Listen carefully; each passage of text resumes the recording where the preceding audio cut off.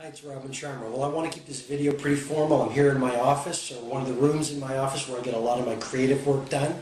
And I'm really excited to share this video with you because it's all about the 3 keys to super productivity.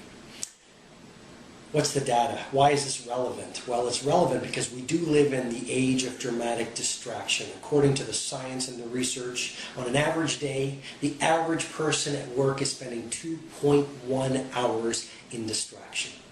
And to waste your time is to waste your life, to waste your talent, to waste your creative potential.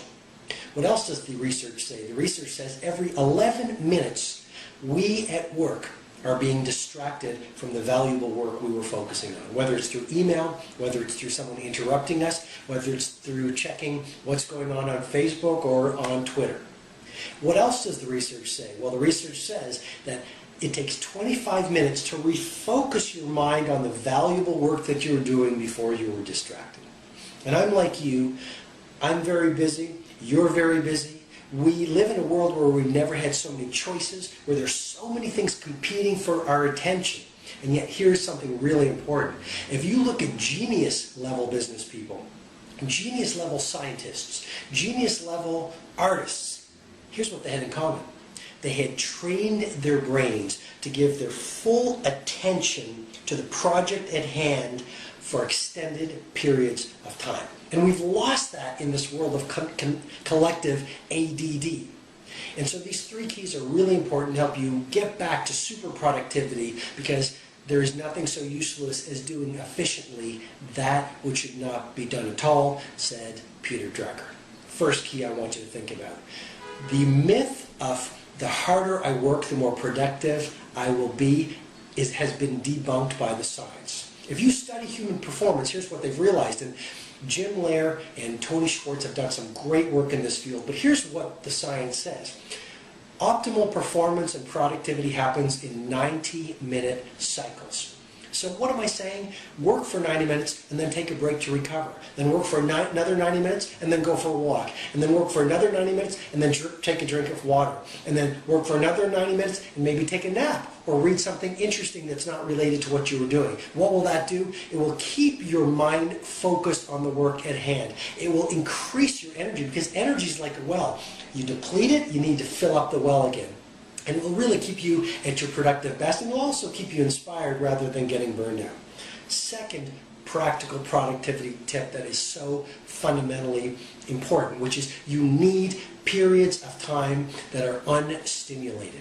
What most people do, they wake up in the morning, they get to work, they start checking their email, they start checking their Twitter account, they start looking at all sorts of different pieces of paper, they start making all sorts of phone calls. Here's my idea on this second point about finding chunks of unstimulated time.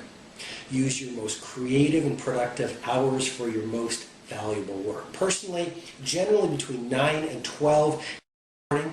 There's no technology. I've turned all my email notifications off. I actually turned my BlackBerry off. I love technology. I love BlackBerry. I love, leveraging technology. But for those 3 hours of unstimulated time, I am focused on one thing with staggering focus. And that's one of the real keys to my productivity. And then the third thing to remember, third simple idea. Stress is not your enemy. There's another myth, which is, stress diminishes my energy. Stress makes me unproductive. Stress makes me tired. Stress is actually a very valuable tool. It's a force that pushes you past your comfort zone and extends and grows your capability intellectually. When you're pushed against a tough problem or a deadline, it increases your mental capability. Physically, when you are pushed beyond your physical comfort zone, whether it's through running more or lifting more weights or doing more physically, that will actually grow your capability. But here's the key. Stress is not the enemy. A lack of refueling and renewing and recovery against the stress you face every day at work is really what depletes your resources and causes you to lose your productivity, to lose your momentum, to lose your motivation, to lose your energy. Here's what I'm suggesting. Every day, find some time to recover and renew against stress. Some ideas? Your workout. One of the best things you can do, 1 hour a day to work out, push yourself, renew yourself through energy. Another simple idea, meditation. Meditation has gone mainstream. It's nothing new agey, it's nothing soft. There's a ton of scientific data that will show you to renew your energy and your mental focus so you are at your productive best. Meditation is a great way to do that. Another simple tip to recover is just shift gears. So if you were working on a piece of creative work, pick up something, maybe some light reading for 10 or 15 minutes, something that makes you feel a bit relaxed. It will give you that recovery. And then the final tip that is really, really important, go for a walk. Just go walk around the block. So you reset your mindset, so you come back even more energized. So those are three of the best things that I do to make sure that I stay at my productive best. Number one, I work in 90-minute cycles. Number two, I work in these long blocks of time where I'm unstimulated so I can be totally focused. And surround your environment, make sure your environment during those 90 minutes or that period of time is unstimulated.